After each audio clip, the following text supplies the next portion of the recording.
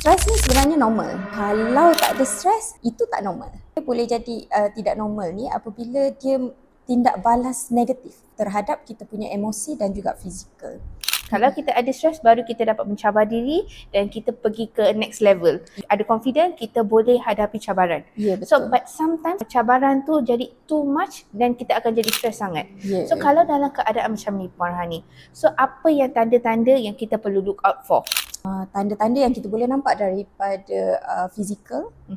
Lepas tu yang kedua dari segi emosi. Okay. Dan yang ketiganya dari segi tingkah laku. Dia balik kerja macam tak seronok, balik kerja tak semangat. Esok pagi kita datang pergi kerja pun kita nampak dia tak semangat juga. Tak tahu waktu bila semangatnya dia datang kan.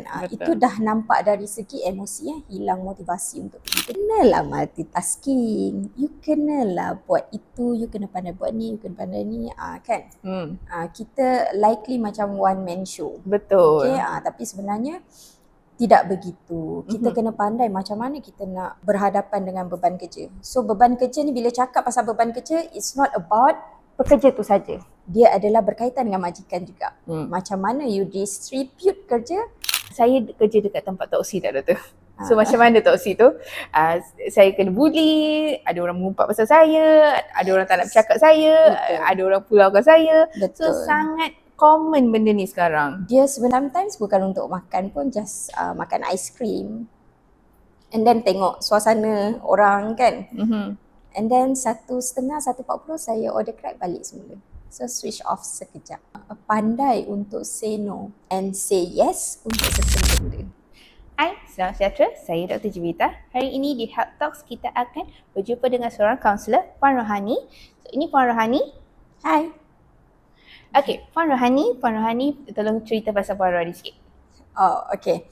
Hai Dr. G. Yeah, long time hi. no see you. Yes. Okay, saya Siti Rohani binti Ahmad, pegawai psikologi yang bertugas di Hospital Encik Besar Hajar Kasum lah. So, dalam bidang psikologi ni, saya daripada 2010 sehingga sekarang lah, tapi dalam bidang dalam Kementerian Kesihatan Malaysia 10 tahun lah sebenarnya. Ya, seronok dekat dalam bidang psikologi as a counsellor, sebagai kaunselor Malaysia, dan saya merupakan kaunselor berdaftar dan masih mempunyai perakuan amalan yang sah. Okay. And kerja dengan Puan Rohani banyak referral saya dulu kan? Ya. Antara doktor yang memberi sokongan yang penuh kepada perkhidmatan kami adalah Dr. G dan juga tim psikiatrik lah, selain daripada departmen-departmen lain. Ya, terima kasih. So, okay, Puan Rohani, hari ini Puan Rohani kita nak bincangkan pasal tekanan di tempat kerja. Sebab sekarang banyak sangat kita tengok isu is mostly datang daripada tempat kerja. Ya, so, usually kalau pergi vacation, kalau tak kerja, kebanyakannya orang akan okay. Tak ada anxiety, tak ada depression. Tapi bila pergi kerja saja akan ada tekanan. So diorang akan ada cycle depression, anxiety, banyak cycle macam tu.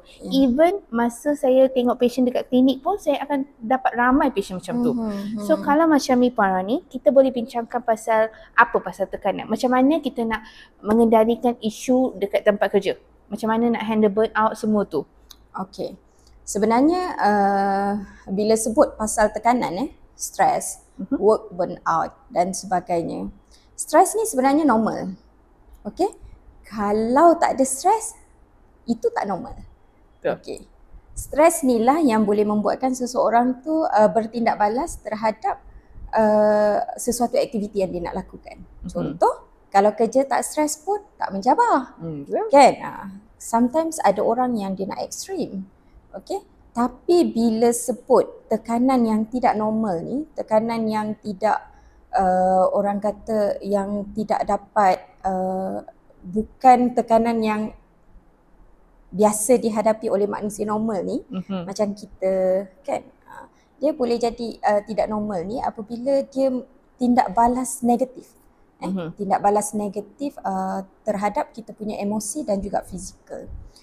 Biasa setiap hari kita bangun pagi memang akan stres. Nak pakai baju apa, nak pakai tudung apa, nak keluar pukul berapa. Betul. Semua benda bangun pagi je dah start stres. Sebab tu stres tu adalah normal. Okay?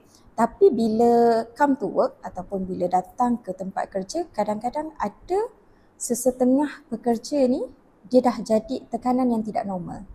Okey. Kenapa dia jadi tekanan tidak normal? Disebabkan perasaan ataupun tindak balas terhadap emosi dan fizikal tu adalah negatif, totally negatif. Disebabkan persekitaran kerja, disebabkan hubungan di tempat kerja, disebabkan bebanan kerja dan sebagainya lah. So dia boleh jadi daripada yang normal tadi dia boleh jadi tidak normal. Betul. Dan bila dia jadi tidak normal, itulah akan terjejasnya kesihatan mental seseorang tu dan menjurus kepada masalah-masalah kesihatan mental yang lain macam anxiety, depression dan sebagainya lah. So sebab kebanyakannya orang yang kerja, dia kerja macam pernah cakap, memang kita perlu ada stres. Kalau kita ada stres, baru kita dapat mencabar diri dan kita pergi ke next level. Ya, Kita betul. boleh kita boleh tahu, ada confident, kita boleh hadapi cabaran. Ya, betul. So but sometimes cabaran tu jadi too much dan kita akan jadi stres sangat. Ya. So kalau dalam keadaan macam ni Puan Rohani, so apa yang tanda-tanda yang kita perlu look out for? Okey. Biasanya untuk tanda-tanda stres dekat tempat kerja ni dia ada 3 lah, yang mana dia melibatkan tanda-tanda yang kita boleh nampak daripada fizikal. Lepas tu yang kedua dari segi emosi. Okey. Dan yang ketiganya dari segi tingkah laku. Kita boleh nampak 3 gejala tu lah biasanya. Kalau dari segi fizikal ni biasa ya Dr. G, kalau kita stres paling cepat apa dia yang kita boleh dapat? Stress eating. Stress eating. Okay. Paling cepat yang saya rasa semua orang akan cepat dapat tanda-tanda stres dari segi fizikal ni adalah ni kita punya otot. Betul. Rasa tegang. Betul. Otot kita rasa tegang. Terutamanya bila yang terlalu banyak duduk menghadap komputer ataupun fokus sangat buat terhadap satu-satu kerja, report, buat BHT dan sebagainya. Kita akan start rasa sakit kepala, kita akan start rasa tegang, kita akan start macam nak pusing pun susah. Itu gejala yang kita boleh nampak dari segi fizikal lah. Yang keduanya kita akan nampak lesu. Okay? 8 jam you pergi kerja, you masuk office pukul 8 pagi, pukul 1 you tak rehat dan you keluar balik pukul 5 petang. Orang akan nampak macam dia betul ke dia ni ada ke dia dekat dalam bilik kan? Dia nampak lesu dia akan nampak lesu sebab terlalu penat. Dia yang itu kita boleh nampak dari segi fizikal lah. Kalau dari segi emosinya, kadang-kadang kita boleh nampak bila dia balik kerja kan, orang balik kerja seronok kan? Ya. Yeah. Dia balik kerja macam tidak bermaya. Dia balik kerja macam tak seronok. Balik kerja tak semangat. Esok pagi kita datang pergi kerja pun kita nampak dia tak semangat juga. Tak tahu waktu bila semangatnya dia datang kan. Itu dah nampak dari segi emosi hilang motivasi untuk pergi kerja. Betul. Rasa tidak seronok dekat tempat kerja dan sebagainya. Kemudian dia dah ada timbul rasa perasaan negatif yang mana dia rasa macam tidak perform. Kalau dekat hospital kadang-kadang yang melibatkan praktis praktis apa biasanya? Doktor kan? Yes. Terutamanya dia akan cepat rasa macam saya rasa saya tidak kompeten. Motivasi dia dah menurun disebabkan tekanan tekanan itu kita boleh nampak dari segi emosi lah. Yang kemudian kita akan nampak kalau dia ni selalu kita rasa dia macam kurang marah kan, nampak macam calm person. Calm kan, nampak macam bila dia jalan tu nampak dia ni pandai betul lah dia handle emosi, tapi at one time kita tengok dia ni benda kecil pun dia akan nampak marah, cepat marah, and then bila ambil file ke apa pun letak tu dia tak letak macam biasa, baling aje. Itu dah nampak dari segi emosi. Okey, kalau dari segi tingkah laku pula kita dah tak nampak dia macam gentle person. Kita dah nampak dia macam smoking ataupun alkohol berlebih-lebihan sebab dia rasa itu adalah cara dia come out dengan dia punya stress tu. Release the stress. Cara dia release dia punya stress lah. So kita dah nampak dari segi tingkah laku. Dia dah jadi macam biasa kita nampak dia sangat perform, kita dah nampak dia macam dari segi tingkah laku pun dah boleh nampak tak nak pergi kerja, datang lambat dan sebagainya lah. Itu kita boleh nampak dari segi tingkah laku lah. So bila seseorang tu stres, dia punya tanda-tanda tu dia boleh tunjuk daripada 3 benda tu lah. Dari segi fizikal, macam sakit otot, apa semua, mudah sakit kepala, cepat sakit. Lepas tu yang keduanya dari segi emosi, hilang motivasi kerja. Lepas tu mudah marah, rasa jauh daripada kerja, rasa tidak kompeten dan sebagainya. Kemudian dari segi tingkah laku, macam saya cakap tadi lah, dia akan tunjukkan dari segi reaction dia lah. Macam mana dia berhadapan dengan stres tu. Mungkin merokok sangat kerap. Kalau dulu mungkin dia rasa macam sebatang tu okey, tapi mungkin dia akan lagi kerap. Ataupun kadang-kadang stress eating tadi kan, Betul. kan dia akan cepat makan aja kan, kejap-kejap lapar kan. Padahal itu cara dia nak berhadapan dengan dia punya stress lah. Betul. So macam stress eating yang isu tu, I think sangat kita kena tengok betul-betul lah. Sebab ramai je yang patient datang klinik saya, diorang akan cakap, doktor, saya sebelum ni example 70 kilo, sekarang saya dah 50 kilo, because it's either mereka tak makan ataupun mereka makan lebih. So it's also satu kriteria kita gunakan untuk diagnose depression juga, keseleraan makan. So ramai yang tak akan actually tumpukan perhatian dalam tu. Betul. Pasal makanan. Betul. Dia kadang-kadang ada sesetengah orang tu dia ambil pendekatan makan kan. Contoh dia cakap, saya nak kopi lah kejap, saya nak mengopi lah kejap. Tapi indirectly sebenarnya dia bagi efek yang lain. Betul. Kan? Lepas tu mulalah tak boleh tidur malam. Lepas tu dia cakap, saya tengah-tengah malam saya tersedar. Kan? Tapi mungkin part of disebabkan kafein dan sebagainya.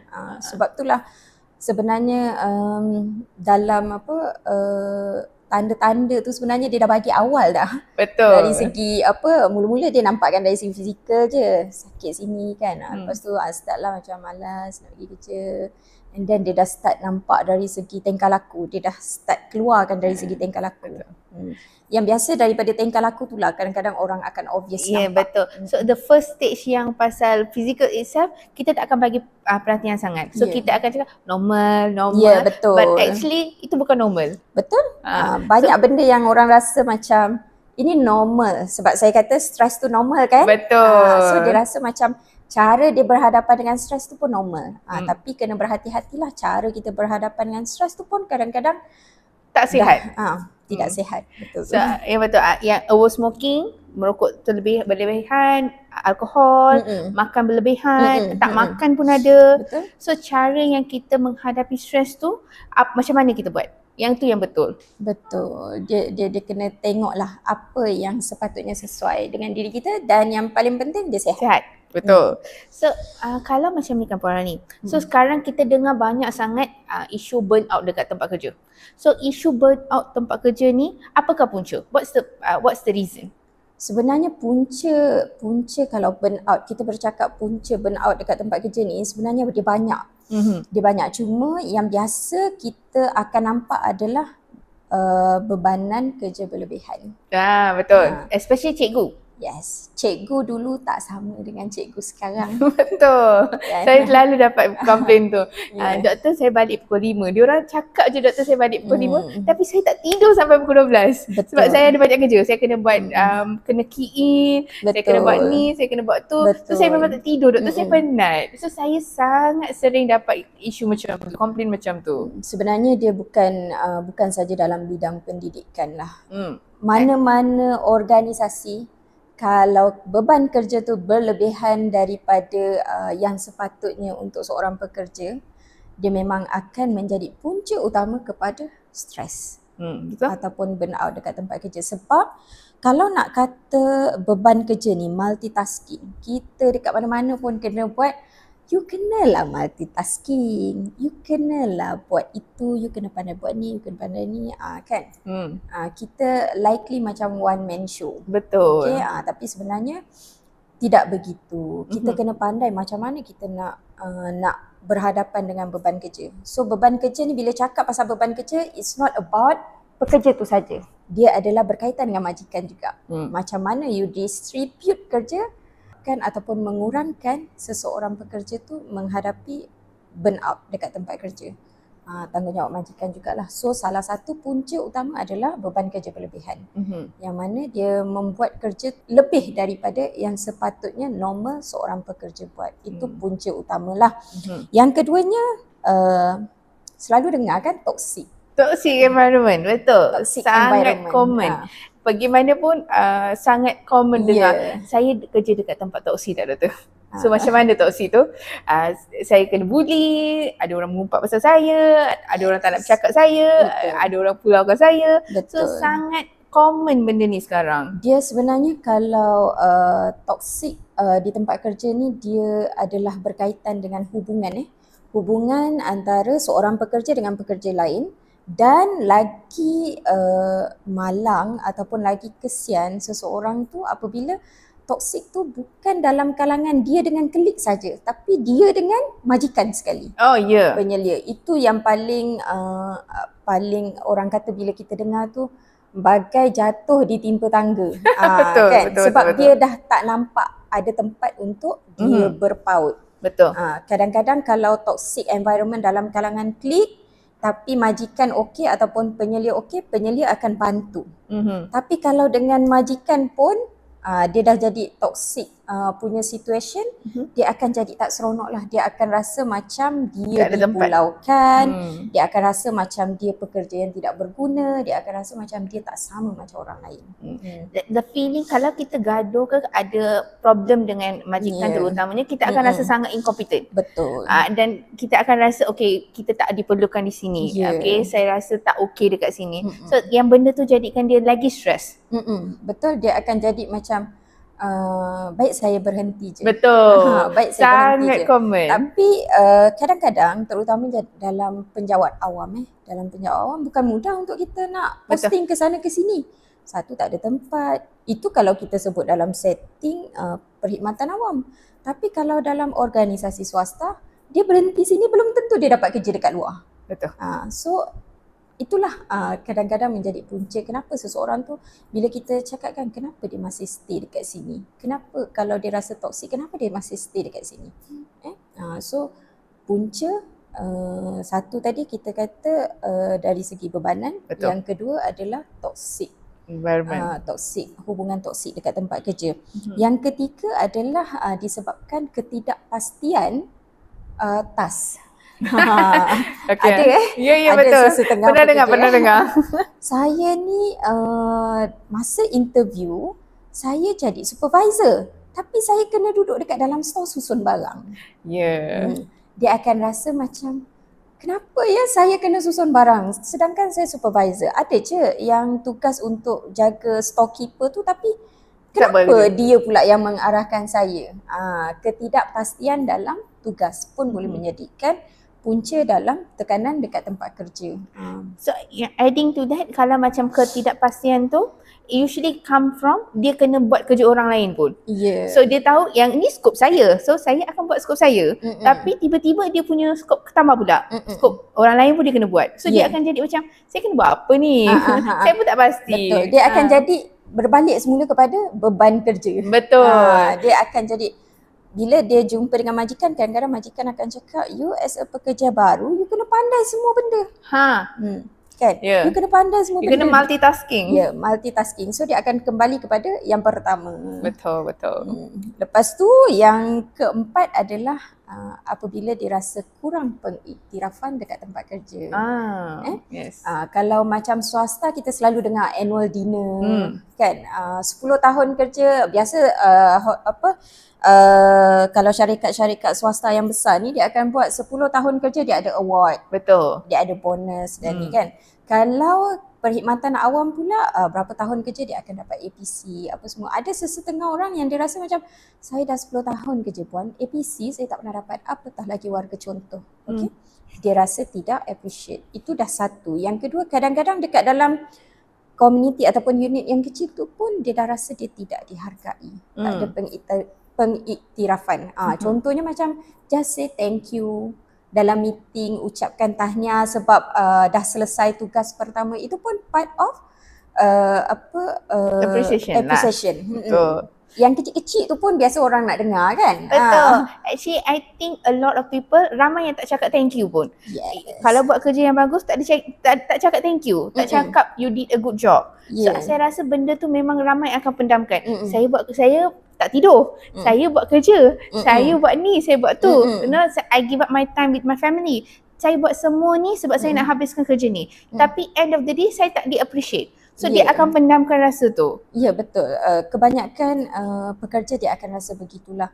Kadang-kadang dia orang cuma nak bos dia cakap terima kasih sebab habiskan masa hujung minggu untuk buat persiapan kita. Betul. Jadi kadang-kadang dia tak nak lain pun. Tak apalah, saya boleh take ice seorang satu.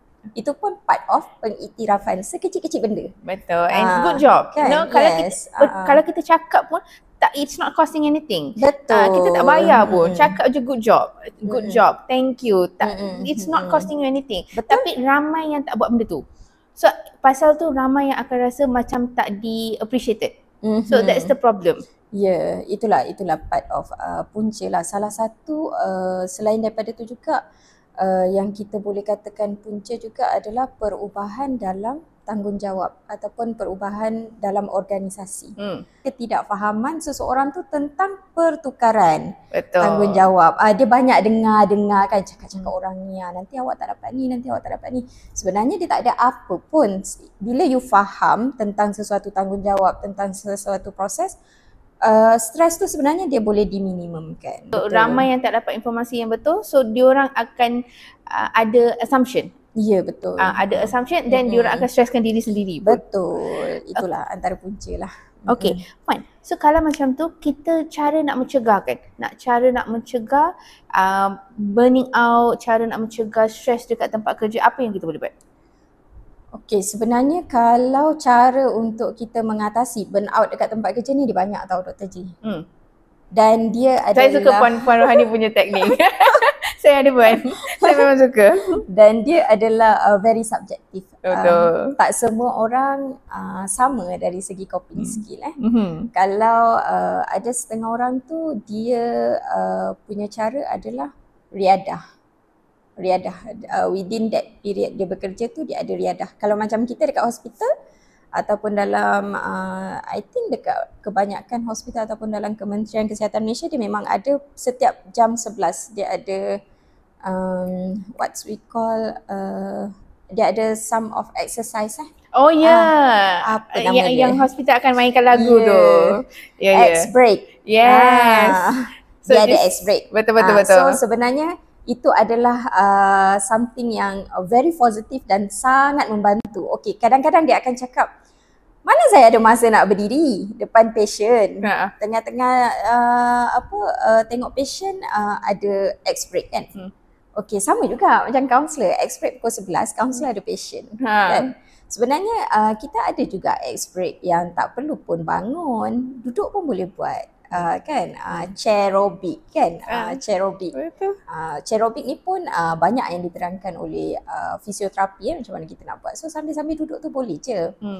Okay, kemudian kita boleh juga buat relaxation kan. Kalau macam saya as a counsellor, apa yang saya buat untuk cegah saya punya burnout ni dekat tempat kerja ni, sebab kita akan back to back session kan. Ni sesi ni kedua, nanti pukul 9 ada sesi lagi, pukul 10 nanti ada sesi lagi. So kadang-kadang kita ada around 5 ke 10 minit masa yang terluang kan.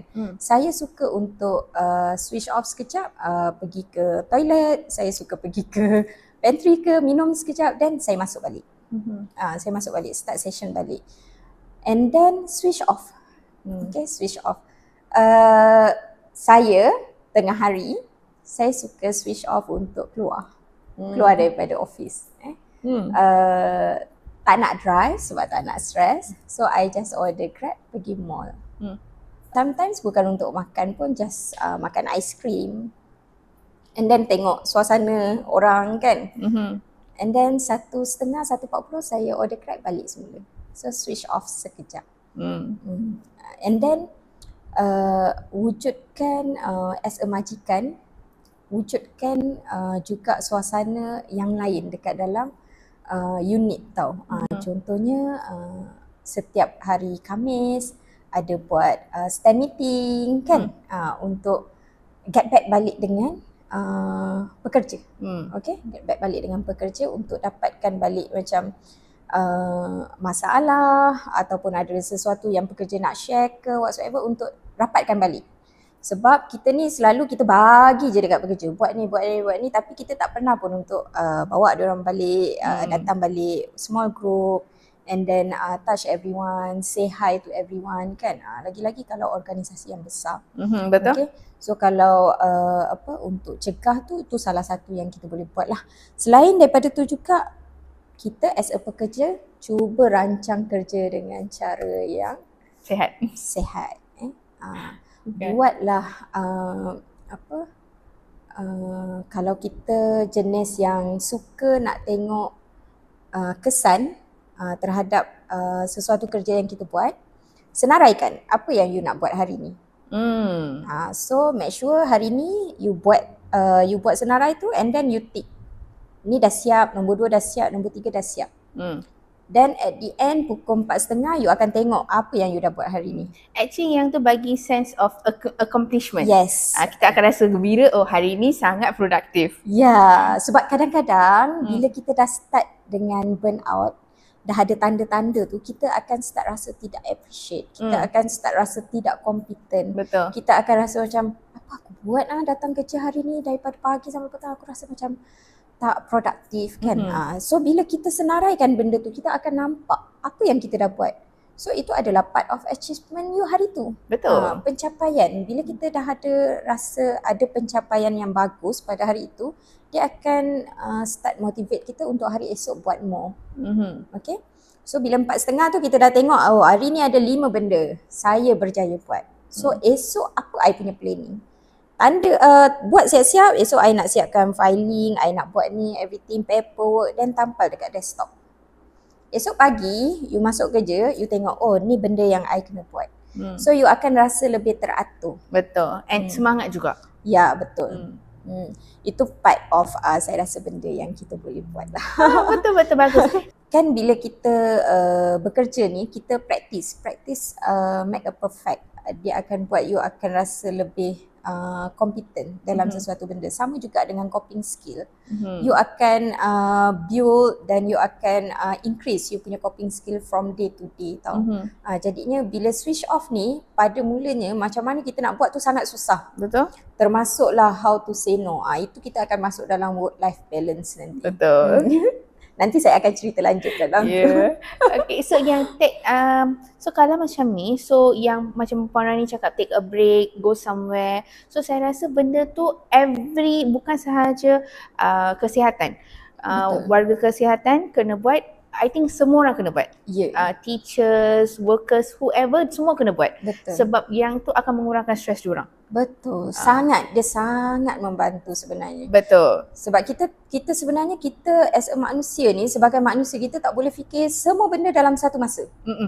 So kita kena tengok apa yang utama dan apa yang kurang utama. Betul. So yang itulah, bila kita amalkan yang tu, apa yang penting, apa yang kurang penting, apa yang langsung tak penting, kita akan sentiasa rasa seperti dipandu lah untuk setiap hari tu. Betul. And also kita kena tahu, yang Puan cakap yang kita kena tahu apa is your teknik. So untuk saya punya teknik is dua je. Satu, saya suka pergi vacation, dan lagi satu saya suka buat techno free. Saya akan off saya punya handphone, saya tak akan ada kontak langsung. Digital detox tu kita namakan digital detox. Digital detox tu sangat penting untuk saya. So saya akan buat benda tu supaya saya relax, saya tak stress. So kebanyakan orang don't have the right technique. Diorang semua pun akan kalau nak relax pergi je. Kalau pergi vacation, sometimes diorang balik lagi stress. Betul. Saya penat lah doktor. Saya pergi vacation saya lagi penat. So selalu dengar benda ni. So I think sangat penting untuk semua orang tahu what is your technique. Okay, tak perlu keluar, tak perlu pergi vacation pun. Kalau your technique is duduk. Betul. Silent city, duduk, tak cakap dengan orang ataupun baca buku. So if that is your technique, then you kena buat teknik yang you okay dengan. Betul. Sebenarnya untuk coping skill, macam mana kita nak react ataupun macam mana kita nak cegah ni, dia bergantung kepada apa yang sesuai dengan diri kita. Betul. Saya tak boleh nak kata kena memasak. Tak boleh, saya tak pandai masak. Kan? So tak boleh. Kita kena tanya apa yang you suka buat. Betul. Kadang-kadang seseorang tu bila kita tanya kan, apa hobi awak? Oh, saya dah lama tak ada hobi. See? Yeah. Kan? So it's like kita tak tahu apa kita suka, apa yang kita nak, apa yang boleh relaxkan kita. So I think kita kena tahu benda tu. So yang tu cara yang sangat penting. Okay. So Puan Rani tadi ada cakap pasal work life balance. So tell me more. Tolong bagi tahu saya dengan lanjut. Work life balance. Okay, satu, cuba buat mindfulness. Saya suka perkataan tu, mindfulness. Praktikkan mindfulness dalam pekerjaan. Okay, contoh kita tahu bebanan kerja kita banyak pada hari ini. Contoh kita naik dari vacation kan orang kata saya balik vacation saya stres, kerja banyak. Betul. Kan? Sangat common. So bila kerja banyak kita dah rasa macam tak seronok, dah low motivate kan. So yang itulah yang kita kena belajar untuk praktiskan mindfulness. Macam mana kita nak praktiskan mindfulness? Senaraikan, tengok file yang banyak tu, asingkan. Ini file apa, ini file apa, ini file apa. And then tengok yang mana paling penting, yang mana kurang penting, yang mana memang ni lambat-lambat pun tak apa. Kemudian you tengok juga masa.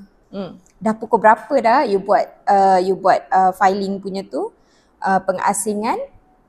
You tetapkan pukul 9 pagi sampai pukul 11 ni fokus saya hanya untuk file je. Saya takkan sentuh benda lain. So you fokus yang itu je. Kalau you ada staff ke apa, bagi tahu. Okay, hari ni kalau ada apa-apa just message saya. Kalau orang nak jumpa saya just maklumkan yang saya ada kerja hari ini. Jadi apa-apa yang awak rasa tidak penting just ambil notes je untuk saya, makluman. Sebab saya nak fokus untuk tu, mindfulness. Betul. You praktiskan untuk settlekan yang itu sahaja. So kebiasaannya 2 jam tu ataupun 3 jam tu untuk you praktiskan mindfulness tu, dia sangat membantu. Jadi walaupun you balik vacation tak stres sangat. Tak stres sangat sebab dapat praktiskan mindfulness. Tu satulah. Yang kedua, cuba ubah jadual bekerja. Yang tu susah tu. Ubah jadual bekerja adalah memang sangat susah. Okey, contoh kalau pagi kita punya tugas kita adalah tengok filing semua. Lepas tu yang kedua mungkin round ward. Yang ketiga apa lagi kita nak buat kan? So bila kita rasa bosan dengan sesuatu tu, asyik buat benda yang sama je. Bila kita buat benda yang sama pun dia akan menyebabkan kita rasa kurang dari segi macam tak apa orang kata tidak produktif. Asyik buat benda yang sama kan? Betul. So kita ubah sesuatu. Mengikut cita rasa kita tapi masih lagi mengikut spek kerja. Lepas tu yang ketiga, gunakan teknologi dengan baik. Digital detox. Digital detox adalah sangat penting Betul. Sebab daripada digital lah tu, contoh handphone adanya apa? Gosip, WhatsApp, toxic dan sebagainya. So please switch off, gunalah waktu yang sepatutnya. Yang mindfulness untuk teknologi juga. Sebab kalau kita ambil handphone tu, apa yang kita nak guna untuk handphone? Just untuk scrolling tu tak perlu nak ambil handphone pun. Betul. So ada je kita, saya pun akan ambil handphone, tak ada sebab pun, just to scroll. So sekarang saya sangat mindful. Saya ambil handphone untuk apa? Saya nak WhatsApp. Saya nak message, saya nak call. Baru saya akan ambil handphone. Sebab ramai yang tak notice tu, apa yang kita tengok tu masuk dalam otak kita. Betul. Kita akan jadi sangat stress. So kita tengok TikTok, someone is doing better, or someone as something toxic tengah berlaku. Kita akan ambil benda tu, kita pun jadi stress.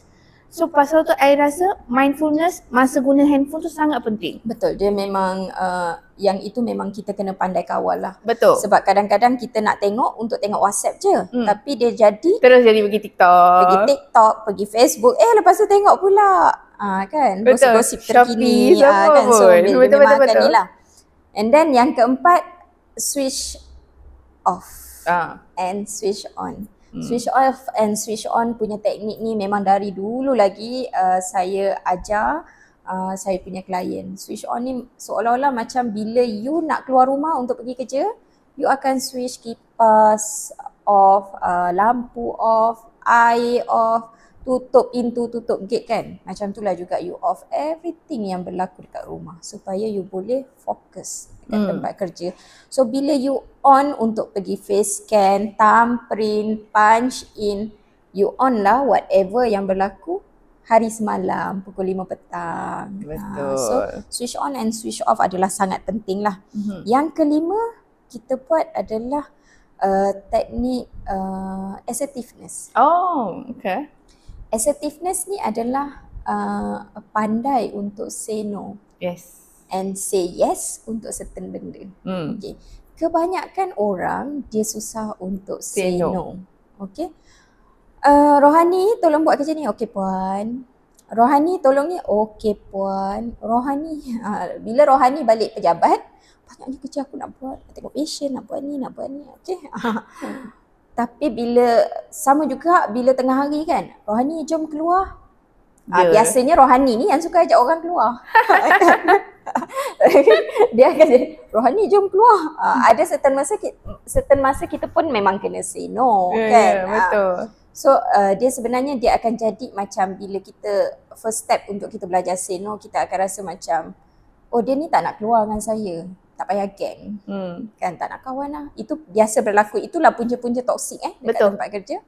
So lepas tu yang keduanya kita takut bila kita say no, orang kata kita tak produktif. Betul. Kita takut bila kita say no, orang kata kita mengelak kerja.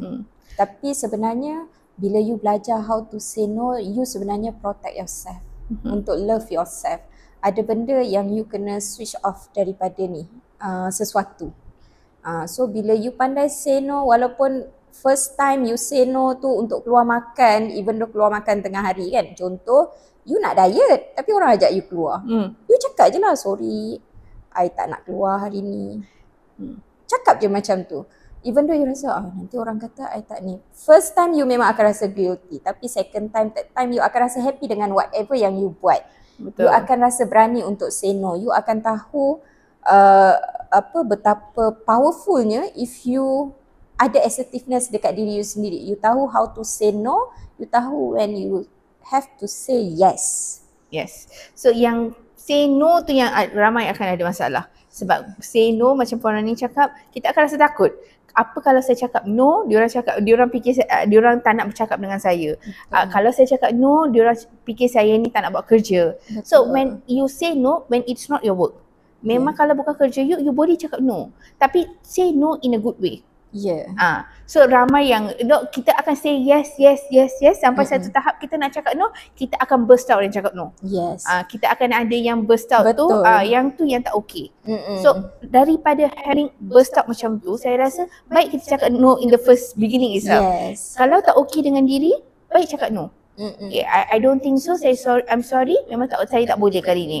Something like that. Yang keduanya kita boleh juga, memang betul kadang-kadang orang memerlukan kita disebabkan kepakaran kita. Betul. Okay, contoh you je yang tahu macam mana nak buat benda ni.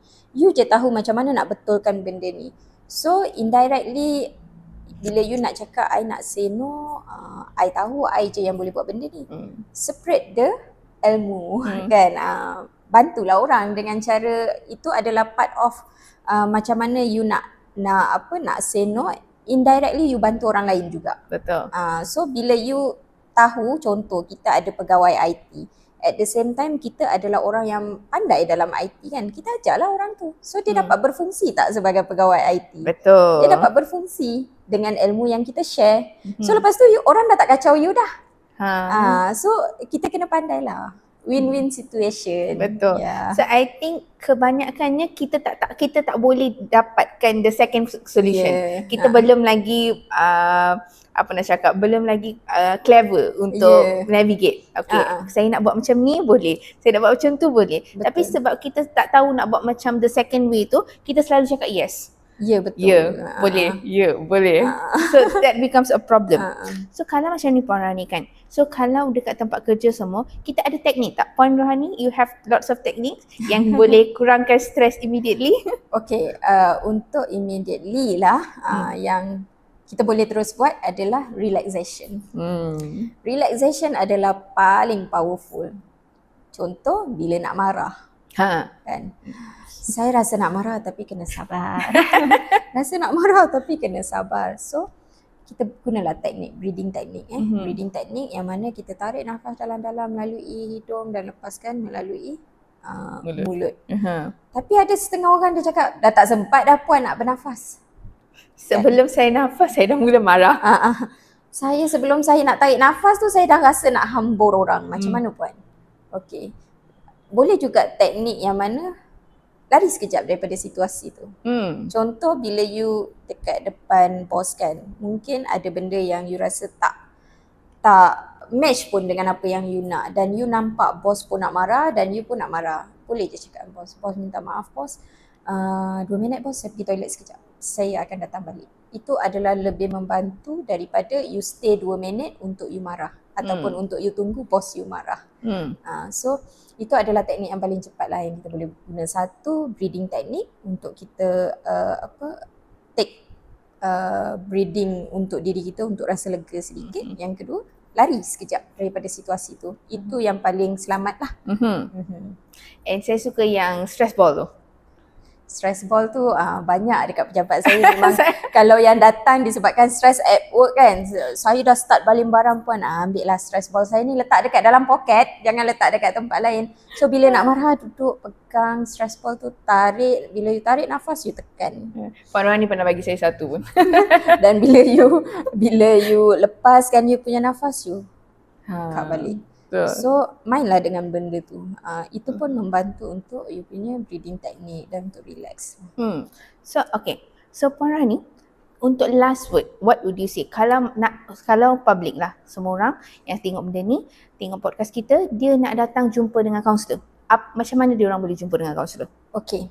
Macam mana orang dekat luar sana nak jumpa dengan kaunselor? Sebenarnya perkhidmatan psikologi kaunseling ni dah berada di semua klinik kesihatan, boleh dikatakan semua di klinik kesihatan dan juga hospital lah. So anda boleh datang berjumpa dengan doktor. Kalau dekat klinik kesihatan boleh datang daftar dekat klinik kesihatan yang berdekatan dan bagi tahu dengan doktor nak jumpa dengan kaunselor. So doktor akan isi borang rujukan lah. Kalau di hospital pula boleh ke Jabatan Pesakit Luar berjumpa dengan doktor. Dan doktor akan isi borang untuk jumpa dengan kaunselor. Kaunselor akan telefon anda untuk berikan temu janji. Dan kalau rasa macam perlukan perkhidmatan untuk kita dengar apa yang you rasa dengan cepat, bolehlah telefon talian healing dekat Encem, dekat Pusat Kesihatan Kecemerlangan Pusat Kecemerlangan Kesihatan Mental. Kita ada, boleh buka dekat laman web KKM, semua adalah.